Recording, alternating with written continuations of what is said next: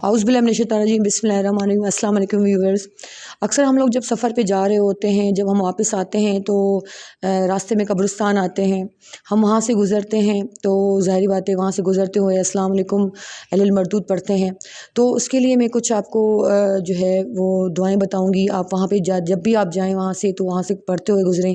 जैसे आपने 33 बार 33 बार आपने कलमा आपने फ़र्स्ट कलमा ला इलाहा इल्लल्लाह मुहम्मद रसूलुल्लाह यानी कलमा तैयबा आपने पढ़ना है। अगर उसके बाद आपने अलहम शरीफ और कुल वल्लाहु अहद जो है आपने जो है वो जितना हो सके आपने वो पढ़ना है। और जितने भी जो है वहाँ पे तदफीन हो चुके हैं, मदफून हैं वहाँ पे उस कब्रिस्तान में मौजूद हैं, आप उनकी बख्शिश की दुआ किया करें। ये सोच के आप ये किया करें कि अल्लाह ताला जो है वो जब आप भी कभी इस तरह से हम लोग मर जाएंगे तो हमारे लिए बख्शिश के लिए जब वहाँ से लोग गुजरेंगे, कोई भी अननोन पर्सन होगा वहाँ से गुजरेगा तो हमारे लिए भी वो इस तरह से पढ़ेगा तो हो सकता है कि उसकी पढ़ने की वजह से हमारी कब्र में आसानियाँ हो, हमारी मग़फ़िरत हो जाए उसके पढ़ने की वजह से। तो ये सोच के आप जितना हो सके कब्रिस्तान से गुज़रते वक्त ज़रूर पढ़ते जाया करें और अपने अपने लिए याद रखा करें कि किसी दिन हमें भी इस कब्रिस्तान में जाना है। तो ये जो है लेने देने वाला अमल है कि आप जैसे करेंगे वैसे भरेंगे। तो जितना आप अपने लिए कल के लिए सोचेंगे उतना ही बेहतर होगा।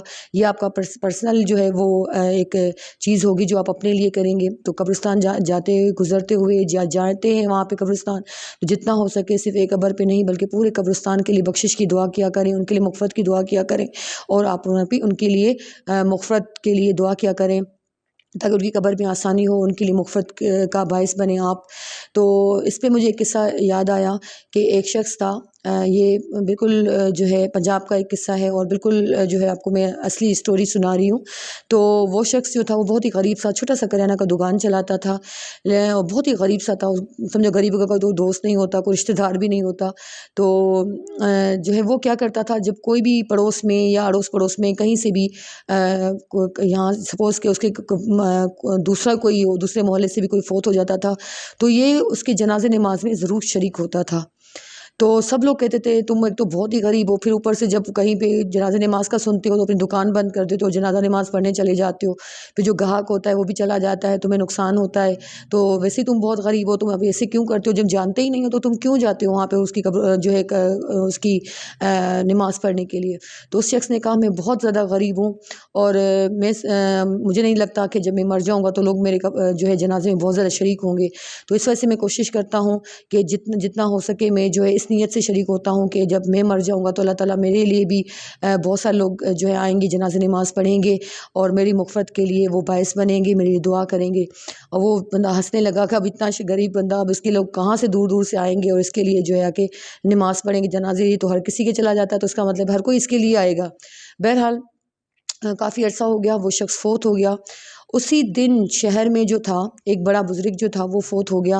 उलमा था, बहुत बड़ा आलिम था, उसकी जो है जनाज़े नमाज़ पढ़ी जा रही थी, पढ़ी गई तो इत्तेफ़ाक से इसकी भी डेथ हो गई थी उसी दिन। अब क्या हुआ जब इसके भी जनाज़े को लेके गए तो उसी जगह उसी उलमा का भी जो आलिम था उसका भी जो जनाज़ा वहाँ रखा गया था।